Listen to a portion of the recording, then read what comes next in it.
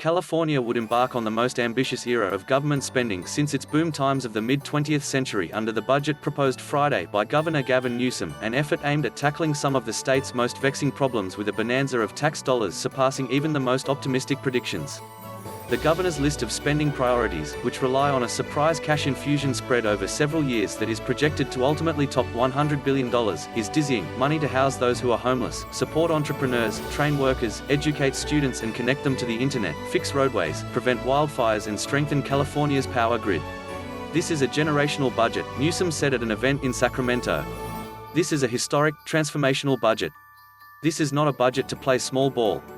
Unlike spending plans crafted during the state's halcyon past, crafted to plan for what was on the horizon, Newsom's multi-year investment seeks to fix what is broken as population growth has stalled and race and income inequities have risen.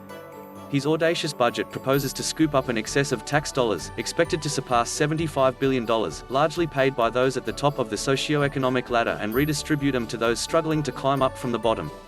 This is our plan to get California not only back on its feet, but California roaring back, once again, in its rightful status as the most essential, dominant state, not only in the United States, but one of the most essential and dominant economies anywhere else in the world, Newsom said.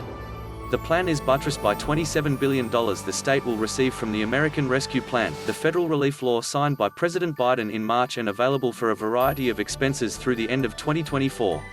About half of that money would be used to lessen the economic impacts of the pandemic, including $2 billion for residents' unpaid utility bills and smaller amounts for things such as paying off traffic fines for low-income Californians and college stipends for students who perform volunteer work.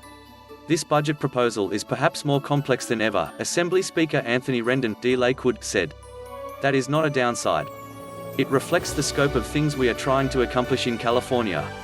Money from both federal and state sources would pay for a variety of initiatives the governor rolled out earlier in the week.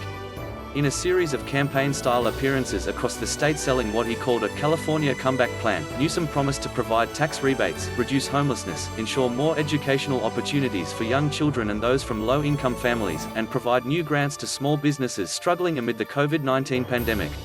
It could be some time before the numbers outlined by Newsom can be fully reconciled.